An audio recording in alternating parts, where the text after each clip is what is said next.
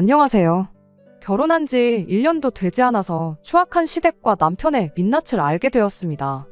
남들보다 결혼을 늦게 한 만큼 배우자를 고르는 데 있어서 신중했다고 생각했는데 실은 그게 아니었어요.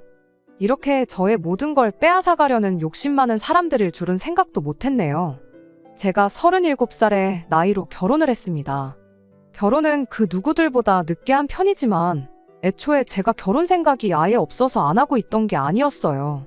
사실 저에게는 현재의 남편을 만나기 전에 결혼을 전제로 7년이라는 오랜 기간을 만난 사람이 있었습니다. 그 사람은 저와 결혼을 하고 싶어 했지만 그쪽 집에서 정말 말도 안 되는 이유로 결혼을 반대해오는 바람에 결국 안 좋게 끝을 내게 되었어요. 제 성씨가 조금 희귀한 성씨인데 당시 남자친구 집에서 말하길 그게 조선시대 때부터 아주 유명한 상놈 집안 성씨였다네요. 저희 집 족보도 있고 심지어 제가 알고 있기로는 조선시대의 유명한 상놈이 아니라 조상님 중 한 분이 조선의 개국 공신으로 알고 있었거든요. 그리고 지금 시대가 조선시대도 아닌데 설령 그 사실이 진짜였다고 한들 왜 그걸 이유로 결혼을 반대하는지 도무지 이해가 가지 않았어요. 시간이 지나면 부모님도 이해해 주실 테니 기다려보자던 당시 남자친구의 말에 속절없이 결혼 허락을 받아내겠다고 허송세월 시간만 보냈습니다. 하지만 인내심을 갖고 기다리던 백날 이야기를 해보던 간에 애초에 처음부터 믿을 생각이 없던 사람들을 이해시킬 방법은 없었습니다. 전에 만나던 사람이 중요한 건 아니니 여기까지만 대충 말하고 넘어가겠지만 아무튼 그렇게 자기 부모님 뜻을 꺾지 못한 남자친구하고는 결국 각자의 길을 걷기로 하고 이별을 하게 되었습니다. 그 후로 저는 다음번 또 다른 누군가를 만난다면 다른 건 몰라도 부모님한테 자기 의견 똑바로 전달할 수 있는 그런 사람을 만나야겠다고 다짐을 했었어요. 그리고 그런 말도 안 되는 이유로 결혼을 포기해버린 그 사람보다 훨씬 더 좋은 사람 만나서 행복하게 잘 살아야겠다고도 생각했어요. 끝내 부모님 뜻을 꺾지 못해 저와의 결혼을 포기한 걸 평생을 두고 후회하게 만들어주고 싶어서였지요. 정말 유치하고 어리석은 생각이었죠. 아무튼 그 후로 만나게 된 남편과 결혼을 하기로 결정했을 때 정말 내가 바라던 대로 되고 있구나 생각했습니다. 남편이 조건으로 보나 뭘로 보나 그 남자보다 괜찮은 사람이었던 데다가 부모님 앞에서 자기 의견도 똑바로 말할 줄 아는 사람이었으니까요. 이젠 보란듯이 행복하게 잘 살기만 하면 되겠구나 싶었어요. 하지만 지금 상황이 이렇게 되니 그때 그냥 그렇게 된 거 조급해하지 말고 시간이 흘러 자연스럽게 새로운 인연이 나타날 때까지 그냥 기다렸다면 오히려 더 좋은 사람을 만날 수 있었지 않았을까 싶은 후회가 막심합니다. 별것도 아닌 이유를 가지고 왜 그렇게 결혼을 서둘렀는지 싶어요. 남편을 만나기 전 남자친구와 헤어졌을 때 제 나이가 36이었는데 사실 그때 당시에는 괜찮은 척 했지만 결혼할 생각으로 7년이나 만난 사람과 그렇게 어이없는 이유로 헤어지게 되니 정말 어찌해야 할 바를 모르겠을 만큼 혼란스러웠습니다. 하루라도 빨리 더 좋은 사람을 만나 행복하게 사는 모습 보여주며 후회 속에 평생을 살게 만들어주고 싶은 어린애 같은 생각에 주변 지인들한테 물어물어 소개 자리도 나가보고 부모님 인맥으로 맞선도 보고 그랬죠. 하지만 결과가 그렇게 썩 좋은 편은 아니었어요. 다들 오만 가지 방법으로 돌려 말하긴 했지만 결과적으로는 제 나이가 부담스럽다는 이유가 가장 컸습니다. 하다 못해 결국에는 결혼정보업체까지 찾아가는 지경에 이르렀지요. 업체에서도 저한테 제 조건이 그렇게 좋은 편도 아니고 무엇보다 나이가 문제라고 아주 단도직입적으로 말해주더라고요. 결혼시장에서 여자가 경력 좋고 돈 얼마 모아놓은 게 그렇게 경쟁력이 있는 건 아니라면서요. 같은 조건이면 돈 얼마 덜 모았더라도 남자들은 한 살이라도 어린 여자를 선호한다나요. 이미 너무나도 잘 알고 있는 사실이었는데 그걸 그렇게 단도직입적으로 말하니 엄청 충격적이었어요. 그래도 돈을 냈다고 업체에서 몇 명의 사람들을 소개받았습니다. 하지만 결과는 매한 가지 좋은 만남으로 발전하는 사람은 한 명도 없었지요. 그러다 소개를 받은 게 남편이었어요. 내가 이 정도밖에 안 됐나? 나이를 내가 먹고 싶어서 먹은 것도 아닌데 너무한 거 아닌가? 자존감에 있는 대로 상처를 입은 상황에 저한테 처음으로 호감을 표현해주고 연락도 자주 해주던 사람이었습니다. 심지어 전 남자친구와 비교했을 때 직장도 훨씬 더 좋은 회사를 다니는 사람이었어요. 그러던 중 한 3번 정도의 만남을 가졌나 남편이 먼저 결혼 이야기를 꺼내왔습니다. 우리가 몇 번 만나보지 않은 건 알지만 자기 나이가 나이다 보니 집에서도 하루라도 빨리 결혼하기를 원해한다며 꺼낸 급한 청혼이었어요. 어차피 결혼하려고 업체에 가입한 건데 괜히 연애 같은 거 하면서 시간 낭비할 필요가 뭐가 있느냐고 묻는데 막상 그 질문에 딱히 반박도 할 수 없었고 심지어 저도 행여나 이 사람을 놓치게 된다면 평생 내 인생의 결혼은 없는 거겠구나 하는 조바심이 들었습니다. 그렇게 최대한 빠른 시일 내로 결혼을 하기로 서로 이야기가 되었죠. 그렇게 처음 시댁에 인사를 드리러 갔을 때 일인데 시어머니가 대뜸 저한테 나이가 꽤나 많은 편인데 여지껏 결혼 안 하고 뭐 했냐는 식으로 말을 꺼냈었어요. 한마디로 나이가 많은 게 당신 마음에 들지 않는다는 소리나 마찬가지였지요. 그런데 그때 남편이 단호하게 시어머니한테 한마디를 던지더군요. 나이만 두고 보면 자기 나이가 더 많은데 어떻게 그런 무례한 질문을 하시냐고요. 조건만 두고 봐도 남편이 전에 만나던 남자친구보다 훨씬 더 나은 상황이었는데 심지어 저를 위해서 부모님 앞에 싫은 소리를 할 수 있는 그런 사람이라는 걸 알고 나니 그때만큼은 내가 이 사람하고 결혼하려고 여태껏 그 우여곡절을 겪었나 보다 하는 생각까지 들었습니다. 그리고 그렇게 빠른 결혼을 결정하게 되었어요. 저도 남편도 나이가 있었고 양가에서도 자식들 결혼하는 모습 하루라도 빨리 보고 싶던 상황이었다 보니 결혼식을 올리기까지 그렇게 오랜 시간이 걸리지는 않았습니다. 신혼집은 남편이 해왔어요. 정확히 말하면 남편한테는 저와 결혼하기 전부터 혼자 살고 있던 집이 있었습니다. 업체에 가입하면서 조금이나마 더 좋은 조건을 만들기 위해 무리해서 집을 구했던 거지요. 신혼살림은 그 집에 차리게 되었고요.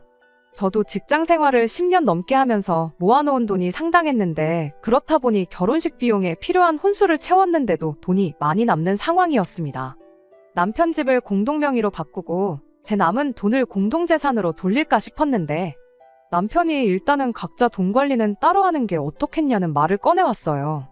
그래도 제가 원한다면 원하는 대로 해준다고 했는데 일단 시어머니가 그렇게 하는 걸 별로 내켜하지 않는다는 말을 듣고 남편이 말한 대로 하기로 했습니다. 액수가 상당하긴 했지만 남편 집 집값에 비해서는 얼마 안 되는 돈이었고 아무리 남편이 중간 역할을 잘한다고 한들 구태여 시어머니와 불화를 사서 만들 필요까진 없다고 생각했거든요. 그리고 그렇게 살림을 합치게 된 뒤 얼마 지나지 않아서 남편이 저한테 회사를 그만두면 어떻겠냐는 말을 꺼내왔어요. 시어머니가 처음에 제 나이를 갖고 뭐라고 했던 게 하나밖에 없는 아들, 나이 많은 여자하고 결혼시켰다가 손주구경도 못 해볼까봐 하는 게 가장 큰 걱정이었대요. 어차피 자기 외벌이로도 생활하기 불편한 거 하나 없는데 우리가 나이도 있고 하니 아이 먼저 갖는 게 우선이지 않겠냐면서요. 아이가 태어난다면 어차피 육아 때문에 경력 유지하기도 힘들 테고 아이 갖는데 컨디션이 중요하다는데 굳이 회사 다니면서 피곤한 몸으로 있을 필요도 없지 않냐면서요. 10년을 넘게 다닌 직장을 그만두고 싶은 마음은 없었으나 언젠가부터 연봉 협상을 할 때 짜게 굴기 시작했고 제가 맡아서 하는 일에 비해 승진 이야기도 나오지 않던 게 보수적인 회사에서 제가 여자로서 이룰 수 있는 최대치까지 이뤘다는 느낌을 받던 시기였거든요. 시어머니 말 맞다나 제 나이가 이미 많은 편이고 당장 아이를 갖는다고 해도 노산이라고 볼 수 있는데 신혼집도 있어서 맞벌이를 하면서까지 경제적으로 부족한 상황도 아니었고 남편 말대로 남편 벌이가 적은 편도 아니니 차라리 하루빨리 회사를 그만두고 자녀 계획을 세우는 게 더 낫겠다 싶은 생각이 들었습니다. 그리고 그렇게 하루라도 빨리 시어머니한테 눈에 넣어도 아프지 않을 손주를 안겨드리면 그나마 이 결혼 생활의 유일한 난관일 수도 있겠다고 느껴졌던 고부관계에도 어느 정도 도움이 되겠다는 생각도 있었지요. 그래서 아쉽지만 10년을 넘게 몸담았던 회사를 그렇게 하루아침에 그만두기로 했습니다. 그래도 10년이나 일했다고 퇴직금으로 들어온 돈이 상당했어요.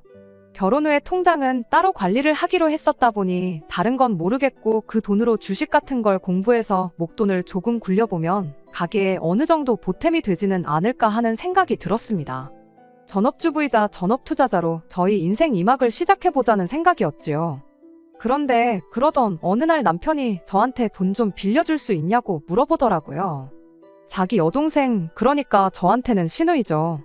아무튼 신우도 조만간 결혼을 하는데 결혼 자금이 필요하다는 이유였어요. 그냥 달라는 것도 아니고 빌려달라고 말을 꺼내왔지만 솔직히 신우 결혼 자금을 왜 내 돈으로 하려는 건가 싶었습니다. 남편한테 시부모님은 뭐 하시고 왜 나한테 돈을 빌리려고 하느냐고 단도직입적으로 물어봤습니다. 그런데 그제서야 남편이 지금 살고 있는 집을 구한다고 들어간 돈이 사실은 전부 자기 돈이 아니었다는 이야기를 하더라고요.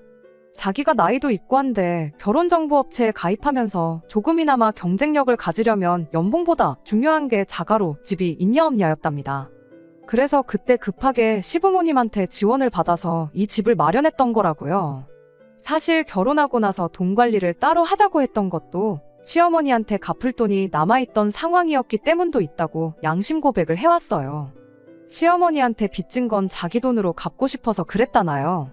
하기사 남편 연봉이 좋은 편이긴 했으나 거의 8억에 육박하는 집을 대출 없이 자가로 가지고 있다는 건 조금 무리가 아닌가 싶었어요. 결혼하기 전에 말해줬다면 더할 나위 없이 좋았겠지만 업체 말만 듣고 물어보지 않은 저에게도 잘못이 있다 생각했죠. 신우의 경우도 이해가 갔어요. 저랑 남편이 결혼식을 급하게 올렸잖아요. 그런데 원래 신우한테는 저희가 결혼한다고 하기 전부터 결혼 이야기가 오가던 상대방이 있었다고 합니다. 원래 결혼식은 천천히 올릴 계획이었다는데 갑자기 그 마음이 바뀌어서 올해가 넘어가기 전에 결혼식을 올리고 싶다고 했다는 거예요. 그런데 막상 신우 남편 될 사람도 모아놓은 돈이 많이 없었다 보니 여러모로 난감한 상황이었답니다. 그래서 신우가 시어머니한테 조금이나마 도와주십사 요청을 했는데 시어머니도 남편한테 빌려준 돈이 워낙에 크다 보니 여의치 않은 상황이라는 거죠. 그런데 제가 이제 직장까지 그만둔 상황에 남편이 신우 돈을 빌려주겠다고 대출까지 받게 된다면 당장 생활이 힘들어질 게 뻔한 상황이었고, 그러던 중 제가 모아놓은 돈과 퇴직금이 상당하다는 게 기억나서 염치불고하고 물어보는 거라 하더라고요. 그리고 그 돈은 정말 잠깐만 빌리는 거라고. 이 집을 살 때 지원해 주셨던 돈 말고도 시부모님이 아는 분한테 빌려준 돈이 꽤나 있다고 하더군요. 그리고 그 돈을 조만간 돌려받기로 했다고. 그러니까 일단 급한 대로 제 돈을 신우한테 먼저 빌려주면 늦어도 반년 내로 시부모님이 이자까지 조금 더 쳐서 제 돈을 갚아주실 거라고 이야기를 하더군요. 결과적으로는 시어머니가 신우한테 돈을 빌려주는 그림이니 그때까지 잠깐만 돈을 빌려줄 수 없냐는 소리였죠. 결혼식을 당장 올리는 것도 아닌데 그냥 반년만 기다리고 시어머니한테 빌리면 됐지. 무슨 돈이 필요한가 조금 의아했는데 남편이 신우가 집을 구하는 중이라기에 그런가 보다 하고 넘어갔습니다. 마침 저도 계획에 없던 퇴사로 퇴직금이라는 목돈이 추가적으로 들어온 게 있으니 여유가 있는 편이기도 했고요. 거기에 이자 조금 쳐서 준다고 하니 주식 대신 다른 곳에다가 투자해서 이자 수익 좀 받게 되는 느낌으로 생각하고 그렇게 신우에게 퇴직금으로 들어온 돈과 그간 제가 모아놓은 돈까지 합해 2억을 빌려줬습니다. 그렇게 없는 돈인 셈 치고 지내고 있었는데 갚기로 6개월이 지났는데도 제 돈을 안 돌려주는 거예요. 그렇다고 신우가 결혼식을 올린 것도 아니고 집을 산 것도 아니었고요. 그때부터 뭔가 안 좋은 촉이 들기 시작했지요. 조금 늦게 갚게 되면 늦는다 뭐다 가타부타 말이라도 있어야 할 텐데 시부모님도 신우도 저한테 빌려간 돈에 대해서는 이런 방구 언급조차 하지 않더라고요. 설마 그래도 가족인데 돈을 떼먹기야 하겠어 하고 생각하려고 했지만 그로부터 몇 주가 더 지나니 괜스레 자꾸 신경이 쓰이기 시작했습니다. 그리고 그게 하루하루 저한테는 말 못할 스트레스이기도 했지요. 가족끼린데 빌린 돈 언젠간 돌려주겠지라고 하기에는 어쨌든 제가 10년 넘게 일해오며 차곡차곡 모아온, 어떻게 보면 제가 결혼하기 전에 열심히 살아왔다는 증거이기도 한 돈이다 보니 더더욱이 신경이 쓰였어요. 그래서 참다 못해 신우한테 제가 연락해서 혹시 돈을 언제 갚을 수 있냐고 물어봤어요. 원래대로라면 시어머니가 갚아준다고 하긴 했지만 어쨌든 돈을 가져간 건 신우니 시어머니와 알아서 이야기하겠거니 생각했거든요. 시어머니보단 그나마 신우가 말이 통하는 편이기도 했고요. 그러자 신우는 돈이요? 무슨 돈이요? 하면서 마치 제가 돈을 빌려준 적이 없던 것처럼 딱 잡아 떼더라고요. 그래서 결혼한다고 빌려간 그 돈 말하는 거라고 갚기로 한 지가 벌써 2달이 다 지나가는데 아무 말도 없어서 궁금해서 물어봤다고 말했습니다. 그런데 오히려 신우는 저한테 짜증을 내더라고요. 그게 왜 언니 돈이냐며 그 돈은 자기 돈이라고 오빠가 결혼할 때 자기가 빌려준 돈을 돌려받은 거라는 말을 하더라고요. 그게 무슨 말이냐고. 분명히 남편이 아가씨가 결혼하기 전에 집부터 구해야 한다고, 꼭 필요하다고 해서 저한테 사정사정을 해서 제가 빌려준 돈인데 무슨 말을 하는 거냐고 했죠. 신우는 그런 건 자긴 모르겠고 갚을 돈은 하나도 없으니까 이런 걸로 연락하지 말라고 하더니 전화를 그냥 끊어버렸습니다. 다시 전화를 했지만 신우는 제 전화를 받지 않았어요. 저녁에 퇴근한 남편이 신우한테 무슨 말이라도 들었는지 제 눈치를 보면서 들어오더라고요. 남편 불러 세워서 이게 무슨 일이냐, 내 돈 어디 갔냐고, 내 돈 내놓으라고 소리를 질렀어요. 남편은 실실 웃으면서 사실은 그렇게 됐어 라고 한마디 하더니 어떻게 된 상황인지 설명하기 시작했어요. 사실 집 살 때 시어머니 돈뿐만 아니라 신우 돈까지 빌렸다고 하더군요. 어차피 이제 한 가족 아니겠냐고. 그러니 네 돈 내 돈 따로 가르지 말자면서 그래도 시어머니 돈은 이제 천천히 갚아도 되니까 다행 아니냐는 겁니다. 이러나 저러나 자기 명의로 집도 있고 대출도 없으니 앞으로 모으는 대로 다 우리 돈 아니겠냐고 하는 거예요. 지금 나랑 장난하자는 거냐고. 그럼 애초에 그렇게 설명하지. 그리고 왜 또 멀쩡히 잘 다니고 있는 직장은 그만두라고 한 거냐 따졌죠. 그랬더니 제 퇴직금이 없었으면 신우한테 돈을 다 못 갚는 상황이니 어쩔 수 없었다는 미친 소리를 하는 겁니다. 그리고 자기가 집이라도 갖고 있었으니 제가 결혼을 결심한 거 아니겠냐고. 이 집이 없었으면 아마 제가 자기랑 결혼을 안 해줬을 거 아니냐입니다. 이런 인간하고 아이를 갖는다고 무턱대고 직장부터 그만둔 제가 다 바보 같습니다. 일단 집 명의라도 공동명의로 돌려놓던가, 그러기 싫으면 집 담보로 대출받아서 내 돈부터 돌려달라고 이야기는 해놓은 상황이에요. 원래도 제 돈을 공동재산으로 하기로 하지 않았냐며 뭐가 다르냐고 하는데 솔직히 사기당한 기분이에요. 애초에 신우가 남편에게 2억을 빌려줬다는 것부터가 믿기지가 않아요. 제가 10년 직장생활하면서 퇴직금까지 합친 게 2억이에요. 신우가 저보다 4살이 어린데 직장도 그냥 평범한 중소기업 사무직이거든요.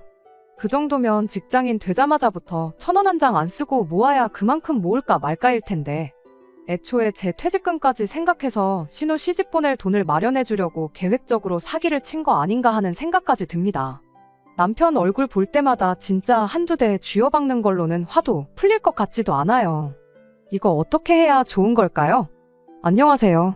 제가 평생을 바쳐 모은 돈에 퇴직금까지 신우한테 몽땅 털어다 준 남편 때문에 사연까지 보냈던 쓰니입니다. 일이 어떻게 잘 풀리게 돼서 이렇게 후기를 보내게 되었어요. 가족끼리고 반년이면 돌려준다고 했으니 차용증도 쓰지 않았거든요. 이대로 내 돈 평생 못 돌려받겠구나 반쯤 포기하고 있었는데 제가 돈을 빌려줬던 걸 입증만 할 수 있으면 그 자체가 차용증이나 마찬가지라는 댓글을 읽고 한 줄기 희망을 갖게 되었습니다. 신우한테 내 돈 3억은 언제 갚을 거냐고 문자를 하나 보냈어요.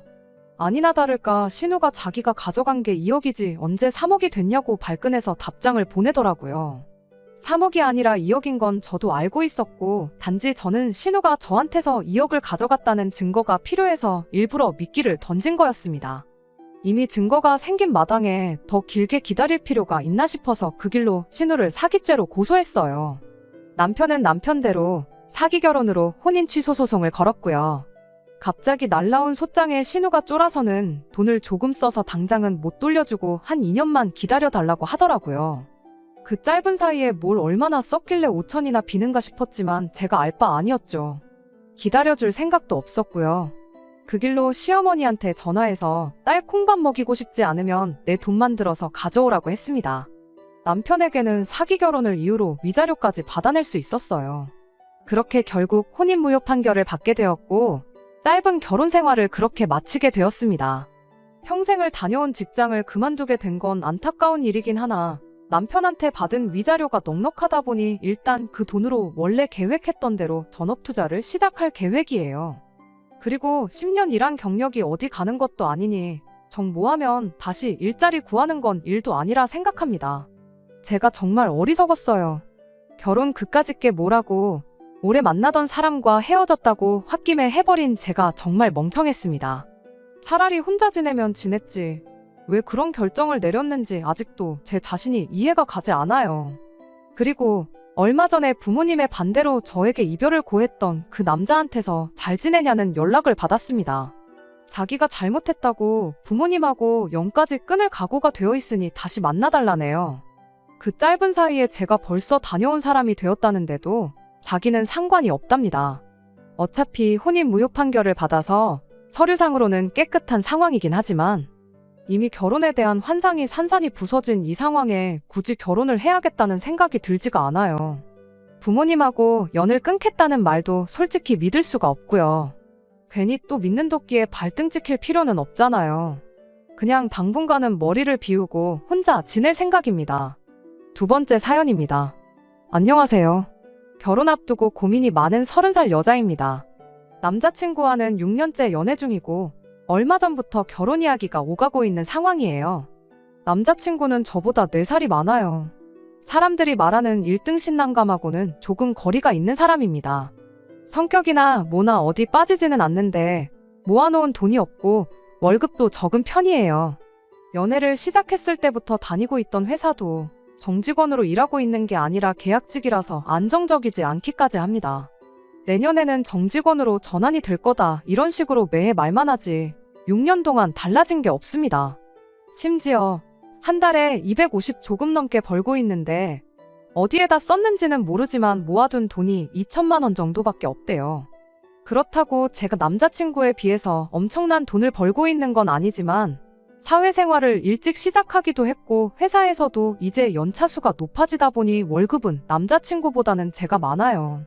저는 한 달에 280 정도를 받고 일하고 있고 제가 언젠가 결혼할 때를 대비해 모아온 돈이 8천만 원이 조금 안 되게 있습니다. 아무튼 그런 남자친구가 얼마 전 처음으로 결혼 이야기를 꺼내왔지요. 6년 연애했고 주변에서 결혼은 언제 하냐는 이야기를 자주 듣기는 했지만 사실 조금 부담스럽기는 했어요. 저는 그렇다 치더라도 남자친구가 결혼할 준비가 안 돼 있는 거 뻔히 아는데 오래 만났다는 이유 하나만으로 결혼을 하고 싶지도 않았고요. 그런데 알고 보니 믿는 구석이 있어서 결혼 이야기를 꺼냈던 거더라고요. 결혼 이야기 꺼내고 나서야 자기한테 아파트가 하나 있다는 사실을 말해왔어요.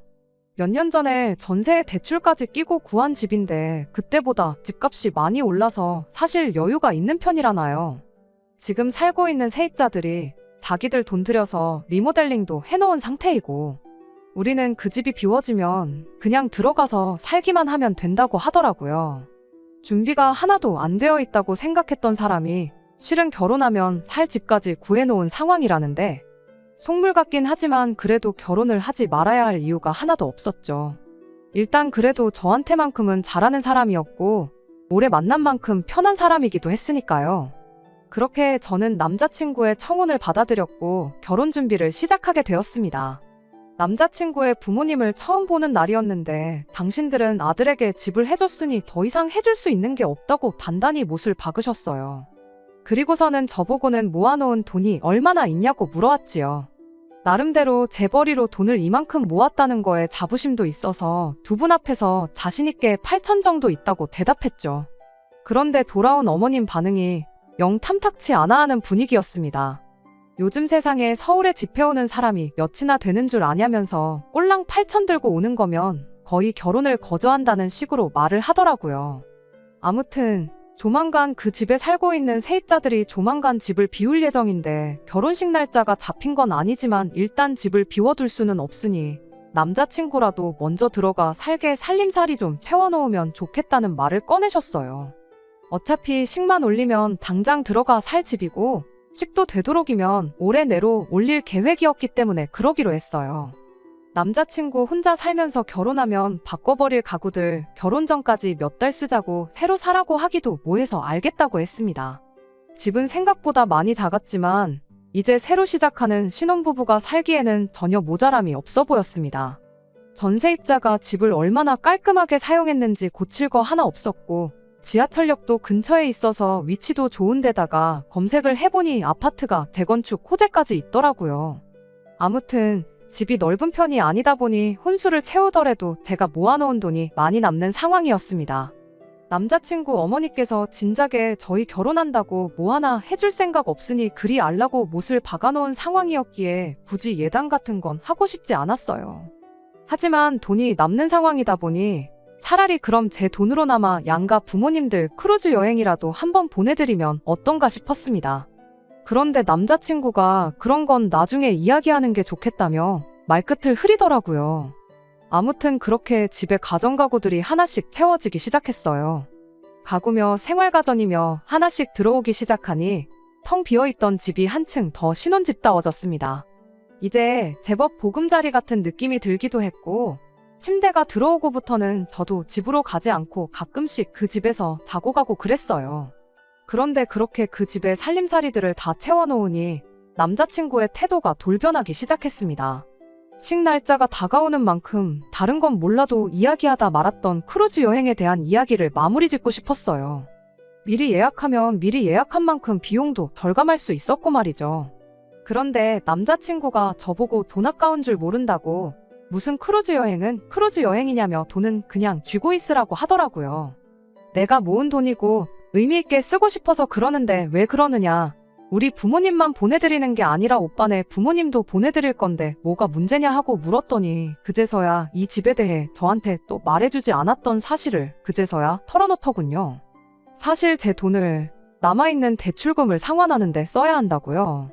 갑자기 무슨 대출 이야기를 꺼내는 건가 했더니 세입자들이 나가면서 전세금을 빼주느라 빚이 더 생겼답니다. 그리고 그 금액은 자그만치 4억이나 되는 거액이었어요. 애초에 전세 끼고 집을 샀을 때 남자친구와 시부모님 쪽이 낸 돈은 합쳐도 3천 정도밖에 들지 않았다고 하네요. 모자란 돈은 전부 대출이었다고 해요. 결혼 이야기를 서둘러서 진행한 것도 세입자가 나가게 되면서 내 돈으로나마 전세금을 조금이라도 더 돌려주기 위해 그랬던 거였네요. 그러니 당장 대출이자 갚는 데만 한 달에 몇백씩 나가게 생긴 겁니다. 우리 둘이 버는 돈 합쳐서 500개 넘는데 대출금을 그렇게 내면 우리 돈은 언제 모으냐고 저도 눈물을 펑펑 흘리면서 사기꾼이라고 소리 지르며 한참을 싸웠어요. 그런데 남자친구는 자신있게 그 부분에 대해서는 자기도 생각한 게 있다고 자기 아이디어 좀 들어보라고 하는 겁니다. 바로 우리 둘 월급 받은 걸 자기 어머니한테 관리를 해달라고 부탁하고 우리는 생활비와 용돈을 타서 생활하면 어떻겠네요. 어머니한테 돈을 타서 생활하는 편이 쓸모없는 지출도 줄어들 것이라고 어머니가 재테크 하나는 기가 막히게 하시는 분이라며 그렇게 어머님이 우리 돈을 맡기면 몇 년 뒤에는 반드시 우리들 부자 만들어 주실 거라고 믿고 맡기자고 하네요. 세입자한테 돈을 돌려줄 때 은행 대출을 받아야 했던 이유도 어디에 오피스텔 하나를 분양받았는데 그 돈을 뺄 수 없으니 새로 대출을 받은 거라고 하면서 그게 피가 붓기 시작하면 지금 자기 집으로 이득 본 것처럼 너 돈 5천만 원은 한순간에 벌 수 있는 거라고 설명을 하더군요. 그리고 그게 제가 제 월급과 오빠의 월급을 시어머니께 맡겨야 한다는 주된 이유였고요. 저 이 결혼해야 하는 게 맞는 건가요? 남자친구 말대로 제가 모은 돈을 대출원금을 상환하는데 전부 사용해버리면 저는 혼수에 제 돈 5천까지 말 그대로 8천을 전부 써버리는 거고 남자친구는 달랑 3천만 지원해준 거나 마찬가지 아닌가요? 그 와중에 제가 시집 잘 왔다, 인생 거저먹는다는 소리까지 들어야 하는지 심지어 앞으로 벌 제 돈까지 전부 다 시어머니 주머니로 들어가야 하는 상황인데 말이에요. 이미 살림살이 다 채워놓았는데 물을 수도 없고 정말 미치겠네요. 사연 들으시는 분들의 좋은 조언 부탁드리겠습니다. 안녕하세요. 후기 기다려주신 분들 감사합니다. 결론부터 말씀드리면 파혼을 했어요. 시어머니한테 돈 맡기자는 소리는 제가 우겨서 없던 일로 하기로 했어요.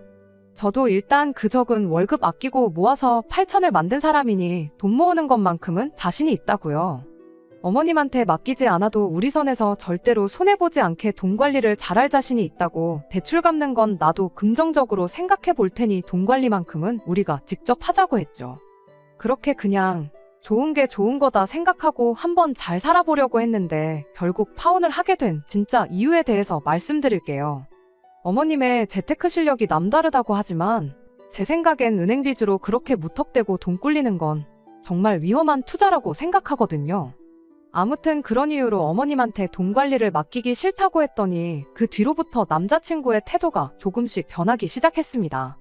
제가 어머님 실력을 의심했다는 걸 가지고 불만이 참 많아 보였어요.